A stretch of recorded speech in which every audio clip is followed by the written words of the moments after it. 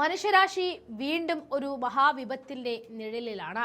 സമാധാനത്തിന്റെ വെള്ളരിപ്രാവുകൾ പറന്നിരിക്കുന്ന ആകാശത്ത് ഇന്ന് മരണത്തിന്റെ കരിനിഴൽ വീണിരിക്കുന്നു. ലോകം ഇതുവരെ കാണാത്ത തരത്തിലുള്ള അത്യാധുനിക യുദ്ധതന്ത്രങ്ങളുടെ വേദിയായിട്ട് ഹോർമൂസ് കടലെടുക്ക് മാറുകയാണ്. ഇറാന്റെ മിസൈൽ കേന്ദ്രങ്ങൾക്ക് നേരെ അമേരിക്ക നടത്തിയ അതിശക്തമായ ബോംബാക്രമണം കേവലം ഒരു രാജ്യത്തിന് നേരെയുള്ള ആക്രമണമല്ല, മറിച്ച് ആഗോള സമാധാനത്തിന് നേരെയുള്ള വെല്ലുവിളിയാണ്. അത്യാധുനിക യുദ്ധതന്ത്രങ്ങളുടെ മറവിൽ ലോകം വീണ്ടും ഒരു വൻ വിനാശത്തിന്റെ വക്കിലെത്തിയിരിക്കുകയാണ്.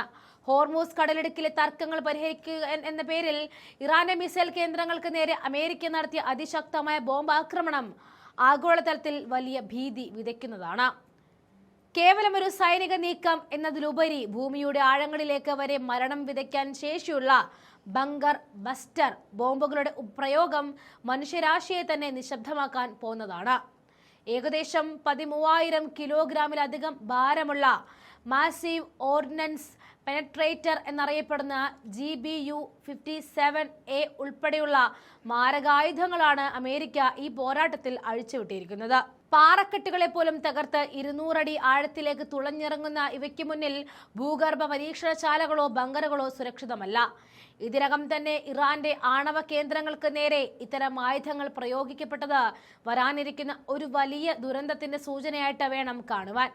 സാധാരണ ബോംബുകളിൽ നിന്നും വ്യത്യസ്തമായിട്ട് ലക്ഷ്യസ്ഥാനത്തെത്തിയ ശേഷം മാത്രം പൊട്ടിത്തെറിക്കുന്ന ഇവയുടെ പ്രഹരശേഷിയാണ് നമുക്ക് ഉറ്റുനോക്കാനുള്ളത്. മുൻപ് ഉപയോഗിച്ചിരുന്ന GBU-28നേക്കാൾ എത്രയോ മടങ്ങ് മാരകമായ GBU-72 ബോംബുകളാണ് ഇപ്പോൾ ആകാശത്ത് നിന്നും മരണം വർഷിക്കുന്നത്.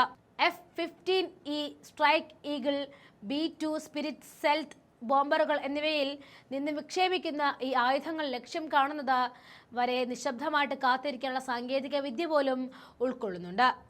സൈനിക മേധാവിത്വത്തിനായുള്ള ഇത്തരം പരീക്ഷണങ്ങളും പ്രയോഗങ്ങളും വെറും ഒരു യുദ്ധമല്ല, മറിച്ച് ലോകത്തിന്റെ നിലനിൽപ്പിന് തന്നെ ഭീഷണിയാകുന്ന വിനാശകരമായ നീക്കങ്ങളാണ്.